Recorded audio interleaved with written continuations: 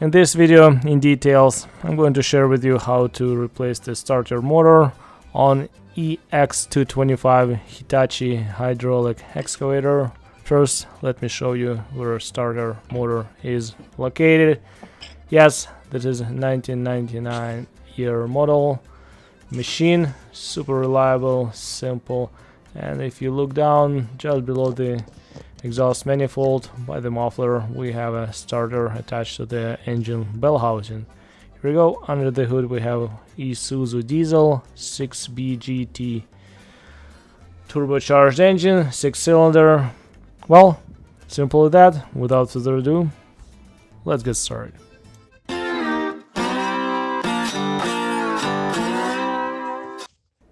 We're at the back of the excavator. I have two bottom panels open, 17 millimeters socket, to get access to the bottom of the engine or the bell housing. And if you look up, now we can see the starter motor. Pretty easy location, lots of room. Alright, next very important step, we're going to disconnect negative battery cable. Yes, you don't want to cause any electrical shorts because positive battery power fed straight down to the starter motor. 12 millimeters wrench to loose the nut. Stay safe. Take a second, disconnect the electrical first and put the negative battery cable away. Make sure it won't accidentally jump back and touch the battery post. Something like that. Alright, we're leaving our positive cables attached. There's no juice flowing through right now. Alright, let's get under the machine. Piece of cardboard will make our work a bit more comfortable, and some foam. Now we're up to the starter motor. If you're not a subscriber, take a second to subscribe to the channel. Click the notification bell, you won't miss any videos I'm posting. 3 nuts to remove, one at the top and one on the bottom and one on the side. We'll get to those ones in a minute. First, let's clean the threads. Very important, it will save you lots of frustration. If threads are clean, nuts will come out much easier, trust me. Nothing takes longer than the same job you have to do twice. And keep everything clean. Alright, I'm going to clean the upper one as well. Hard to feel for the camera, and Koda is here. He likes to hang out. Alright, he's a very friendly one and he wants to play.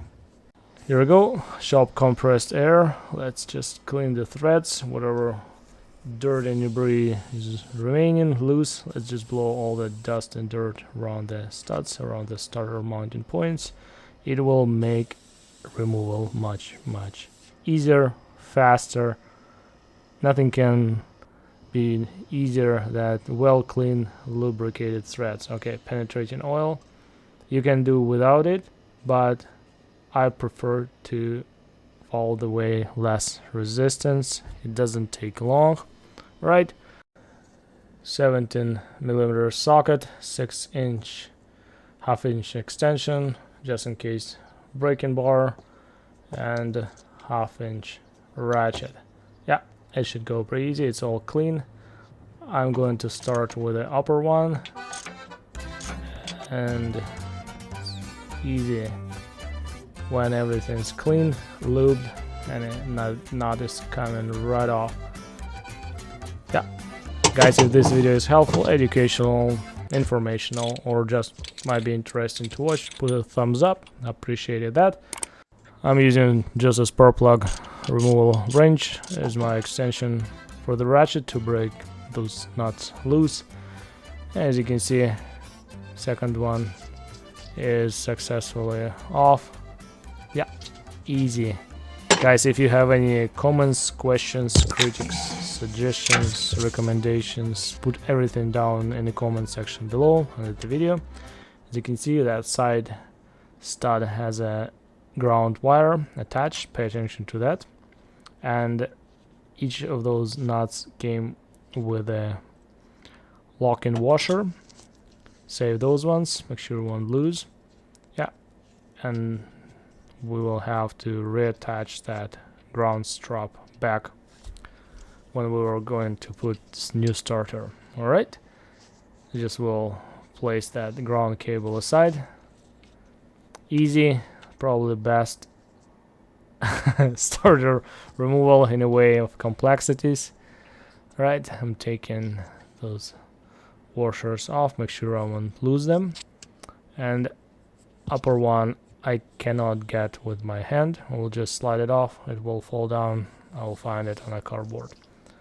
Yeah, well, the rule of thumb, always take care of your equipment and your equipment will take care of you. As you can see, there is a couple electrical connections to the starter solenoids. We'll get those ones done after we pull the starter out. Now the starter is sliding right off. Let the washer fall down. Alright, cable still attached. It's easy to disconnect those cables when starter is out from the bell housing. Yeah, as you can see, we have lots of room, tons of slack, and now you can get to those connections. And here's our starter. There's a control wire, there's a washer, 3 of them. I keep everything in a tray, organized. Yeah, pretty straightforward, as you can see, and this is a perfect opportunity to check our ring gear teeth. Sure they're not chipped, no missing ones, and it looks pretty good. But the machine, this machine has 12,000 hours, and it's still original engine. Yeah, Coda is back, but unfortunately we have wrong part. As you can see, this starter is different. With his paw pointing out, we have one threaded hole to drill through, and it's totally different design. This starter should be right when I bought for this machine, but wrong part. I have to bring it back and get a right one. As you can see, this one has extended nose which goes inside the bell housing to the ring gear, and yeah, fortunately cannot finish repair right now. Have to go and get another starter and get it all put together with a proper part. Yeah, wrong part, things happen, not a big of a deal. I can prep the threads, clean everything, and go and get a new starter. Thank you so much, guys, for your time watching this video. I hope this one was helpful, informational. Take care, everybody, and see you in the next one. Bye bye.